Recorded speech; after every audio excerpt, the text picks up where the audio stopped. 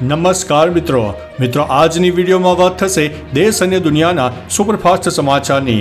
સૌપ્રથમ સમાચાર આવી રહ્યા છે ડાંગથી। ડાંગમાં ધર્માંતરણ વિરોધી આવેદન આપવામાં આવ્યું છે। ડાંગ જિલ્લામાં ખ્રિસ્તી ધર્મ પ્રચારકોની પ્રવૃત્તિઓ સામે આદિવાસી સમાજે આવેદન આપ્યું છે। તેઓ કહી રહ્યા છે કે જિલ્લામાં કોઈ વ્યક્તિ કાયદેસર રીતે ખ્રિસ્તી ધર્મ અપનાવ્યો હોવાનું સરકારી રેકોર્ડમાં નોંધાયેલું નથી, છતાં આદિવાસી વિસ્તારોમાં ખ્રિસ્તી મંડળો દ્વારા સેમિનાર, સભાઓ અને મેળાવડાઓનું આયોજન કરવામાં આવી રહ્યું છે। ચેતવણી આપી છે કે ગાંધી ચીધ્યા માર્ગે ઉગ્ર આંદોલન કરવામાં આવશે।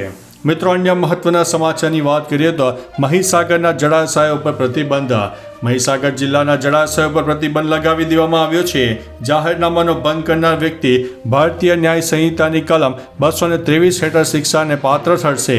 ઉલ્લેખનીય છે કે 27 જૂન 2025 સુધી જિલ્લાના તમામ જળાશયો પર નહાવા, તરવા ઉપરાંત કપડાં ધોવા અને માછલી પકડવા ઉપર રોક લગાવવામાં આવી છે। જોખમી સ્થળોએ ફોટા અને સેલ્ફી લેવા ઉપર પણ પ્રતિબંધ છે। મિત્રો, અન્ય મહત્વના સમાચારની વાત કરીએ તો દેશભરના ખેડૂતો માટે ખુશખબર। દેશભરના ખેડૂતો માટે અગત્યના સમાચાર છે। પીએમ કિસાન સન્માન નિધિ યોજનામાં 20મા હપ્તાની સંભવિત તારીખ સામે આવી છે। પહેલા 19મો હપ્તો 24 ફેબ્રુઆરી 2025ના રોજ જારી કરવામાં આવ્યો હતો, જેમાં 2.4 કરોડ મહિલાઓ સહિત કુલ 9.8 કરોડથી વધુ ખેડૂતોએ લાભ મેળવ્યો। 3 મહિના પૂરા થયા હોવાથી 20મો હપ્તો આ મહિનામાં આવી શકે છે। ગત વખતે 2.4 કરોડ મહિલાઓ સહિત કુલ 9.8 કરોડથી વધુ ખેડૂતોને લાભ મળ્યો હતો। મિત્રો, અન્ય મહત્વના સમાચારની વાત કરીએ તો સરકારી અનાજનો મોટો જથ્થો ઝડપાયો છે। વિજાપુરમાંથી સરકારી અનાજનો મોટો જથ્થો ઝડપાયો હતો। બાતમીના આધારે મામલતદાર શૈલેષસિંહ બારિયાએ કાર્યવાહી કરી હતી। 38,000 કિલો ચોખા અને 12,000 કિલો ઘઉં ગેરકાયદેસર ફ્લોર મિલમાં જતા પકડાયા હતા। નાયબ મામલતદાર પુરવઠાએ આ અનાજના જથ્થાના બિલની માગણી કરી હતી, પરંતુ યુવક કોઈ બિલ રજૂ કરી શક્યો ન હતો। સમગ્ર અનાજનો જથ્થો સીઝ કરી દેવામાં આવ્યો છે। મિત્રો, અન્ય મહત્વના સમાચારની વાત કરીએ તો ખેડૂત નેતા રાકેશ ટિકૈત ઉપર હુમલો। ભારતીય કિસાન યુનિયનના નેતા રાકેશ ટિકૈતને ઉત્તર પ્રદેશના મુઝફ્ફરનગરમાં ભારે વિરોધનો સામનો કરવો પડ્યો। આ દરમિયાન ખેડૂત નેતા રાકેશ ટિકૈત સામે ઝપાઝપી થઈ અને તેમની પાઘડી માથા પરથી પડી ગઈ હતી। એટલું જ નહીં, રાકેશ ટિકૈત પણ લાકડી વડે માથા ઉપર માર મારવાનો આરોપ છે। આ હોબાળા વચ્ચે પોલીસે રાકેશ ટિકૈતને સુરક્ષિત બચાવ્યા હતા। મિત્રો, અન્ય મહત્વના સમાચારની વાત કરીએ તો આ હત્યા ભારતીય સેનાની તાકાત વધારશે। ભારત પાકિસ્તાન સાથે વધી રહેલા તણાવ વચ્ચે ભારતીય સેનાની તાકાતમાં વધુ વધારો થવાનો છે। સ્વીડિશ કંપની સાબે ભારતીય સેનાને 84 એન્ટી આર્મર વેપર સિસ્ટમ પહોંચાડવાની જાહેરાત કરી છે। સૈનિકો આ 7.5 કિલો વજનનું હથિયાર પોતાની સાથે ગમે ત્યાં લઈ જઈ શકે છે। આના દ્વારા 300 મીટરના અંતરેથી દુશ્મન ઉપર સચોટ હુમલો કરી શકાય છે। તેનો ઉપયોગ ટેન્કો, સશસ્ત્ર વાહનો, બંકરો અને દિવાલોમાં પ્રવેશ કરવા માટે થાય છે। મિત્રો, અન્ય મહત્વના સમાચારની વાત કરીએ તો હવે પાકિસ્તાને ભારતીય ગીતોના પ્રસારણ ઉપર પ્રતિબંધ મૂક્યો છે।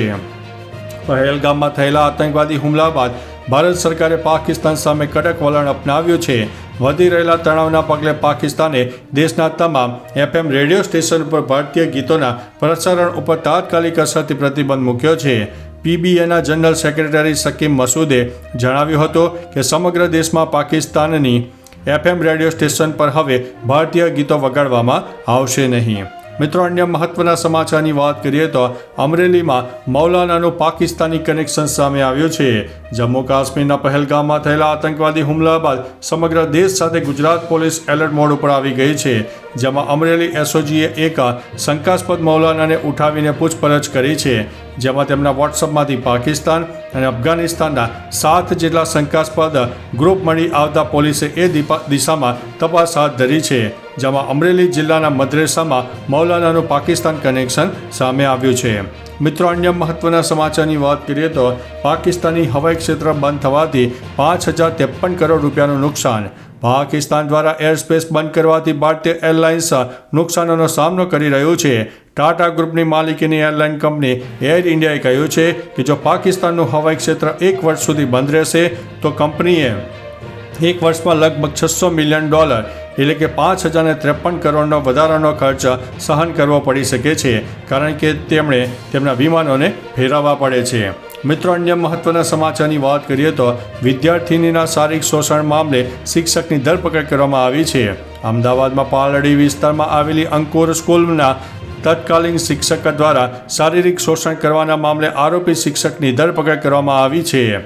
સ્પોર્ટ્સ ટીચર સ્કૂલમાં ધોરણ 11માં અભ્યાસ કરતી વિદ્યાર્થીનીને ફોર્મ ભરવાનું કહીને હોટલ ઉપર લઈ જઈને દબાણ કર્યો હોવાનો આક્ષેપ છે. મિત્રો, અન્ય મહત્વના સમાચારની વાત કરીએ તો કરસનદાસ બાપુને આવ્યો છે એટેક. પરબધામના મુખ્ય સંત કરસનદાસ બાપુને હાર્ટ એટેક આવ્યો છે. બાપુની તબિયત લથડતા સારવાર માટે રાજકોટની સિનર્જી હોસ્પિટલમાં એડમિટ કરાયા. કમ્પ્લીટ હાર્ટ બ્લોક થતાં કરસનદાસ બાપુની હાલત વધારે ગંભીર બની ગઈ છે, જેથી હોસ્પિટલના ડોક્ટરો દ્વારા બાપુની સારવાર ચાલી રહી છે. ડોક્ટરે કહ્યું છે કે કરસનદાસ બાપુને કમ્પ્લીટ હાર્ટ બ્લોક થતાં સારવારમાં લઈ જવાયા છે અને અત્યારે બાપુની સારવાર ચાલી રહી છે. મિત્રો, અન્ય મહત્વના સમાચારની વાત કરીએ તો પાકિસ્તાનના માહિતી અને પ્રસારણ મંત્રીના એક્સ એકાઉન્ટ બંધ. પાકિસ્તાનના માહિતી અને પ્રસારણ મંત્રી અતાહુલ્લા તરારના એક્સ એકાઉન્ટને ભારતમાં પ્રતિબંધિત કરવામાં આવ્યું છે. તમને જણાવી દઈએ કે થોડા દિવસો પહેલાં એક પાકિસ્તાની મંત્રીએ એક પ્રેસ કોન્ફરન્સમાં દાવો કર્યો હતો કે પાકિસ્તાન પાસે મજબૂત ગુપ્ત માહિતી છે કે 22 એપ્રિલે પહેલગામ હુમલા પછી ભારત 24થી 36 કલાકની અંદર પાકિસ્તાન ઉપર લશ્કરી હુમલો કરી શકે છે. મિત્રો, અન્ય મહત્વના સમાચારની વાત કરીએ તો પહેલગામ હુમલો, પાકિસ્તાન સંરક્ષણ મંત્રીની ધમકી. પહેલગામ હુમલા બાદ ભારત અને પાકિસ્તાન વચ્ચે યુદ્ધની શક્યતાઓ વચ્ચે પાકિસ્તાનના સંરક્ષણ પ્રધાન ખ્વાજા આસિફે શુક્રવારે ભારત ઉપર હુમલો કરવાની ધમકી આપી હતી. જીઓ ન્યૂઝના અહેવાલ મુજબ ખ્વાજા આસિફે કહ્યું છે કે જો ભારત સિંધુ કરારનું ઉલ્લંઘન કરે છે અને સિંધુ નદી પર બંધ જેવું કંઈક બનાવે છે તો પાકિસ્તાન ભારત પર હુમલો કરશે. મિત્રો, અન્ય મહત્વના સમાચારની વાત કરીએ તો નીટ યુજી 2024માં મોટી કાર્યવાહી, 26 વિદ્યાર્થીઓને સસ્પેન્ડ કરવામાં આવ્યા છે. નીટ યુજી 2024માં પરીક્ષામાં ઘણી ગેરરીતિઓ બહાર આવી હતી. ત્યારબાદ કેન્દ્ર સરકારે આ મામલે મોટી કાર્યવાહી કરી છે. એનએફસીએ 26 MBBS વિદ્યાર્થીઓને સસ્પેન્ડ કરવાનો અને 14 વિદ્યાર્થીઓના પ્રવેશ રદ કરવાનો આદેશ આપ્યો છે. તમને જણાવી દઈએ કે આ વર્ષે નીટ યુજી 2025ની પરીક્ષા 4 મેના યોજાવાની છે. પરીક્ષા પહેલાં NMC એ આદેશ પણ જારી કર્યો છે. મિત્રો, અન્ય મહત્વના સમાચારની વાત કરીએ તો લલ્લાની ધરપકડ બાદ ચોંકાવનારા ખુલાસા સામે આવ્યા છે. લલ્લા બિહારીની પૂછપરછમાં અનેક ચોંકાવનારા ખુલાસા થયા છે. મૂળ ઉત્તર પ્રદેશનો અને આગ્રામાં રહેતો લલ્લા બિહારી છેલ્લા 15 વર્ષથી અમદાવાદમાં આવ્યો હતો. અમદાવાદમાં આવીને તેણે ગેરકાયદેસર બાંગ્લાદેશીઓને આશરો આપવાનું શરૂ કર્યું. બાંગ્લાદેશીઓને 22,000માં આધાર કાર્ડ બનાવી આપતો હતો. જો કે મહિલાઓને સાવરણી બાંધવાનું કામ, કડિયા કામ પણ અપાવતો હતો. કેટલીક મહિલાઓ પાસે દેહ વ્યાપારનું પણ કામ કરાવતો હતો. મિત્રો, અન્ય મહત્વના સમાચારની વાત કરીએ તો પાકિસ્તાનને વધુ 2 મોટા આંચકા. ભારતે પાકિસ્તાનને વધુ 2 મોટા આંચકા આપ્યા છે. પાકિસ્તાનના વડાપ્રધાન શાહબાઝ શરીફ બાદ ભારતે માહિતી અને પ્રસારણ મંત્રી સામે કાર્યવાહી કરી છે. ઉપરાંત પાકિસ્તાનની વેબસાઇટ હવે ભારતમાં ઓફલાઈન થઈ ગઈ છે. પહેલગામ આતંકવાદી હુમલા બાદ ભારત પાકિસ્તાન સામે સતત કડક વલણ અપનાવી રહ્યું છે. ભારત સરકાર દરરોજ પાકિસ્તાન વિરુદ્ધ મોટા નિર્ણયો લઈ રહી છે અને દુશ્મન દેશને આંચકા આપી રહી છે. મિત્રો, અન્ય મહત્વના સમાચારની વાત કરીએ તો પાકિસ્તાને ફરીથી LOC ઉપર ગોળીબાર કર્યો. પાકિસ્તાને સતત 9મા દિવસે LOC ઉપર યુદ્ધ વિરામનું ઉલ્લંઘન કર્યું છે.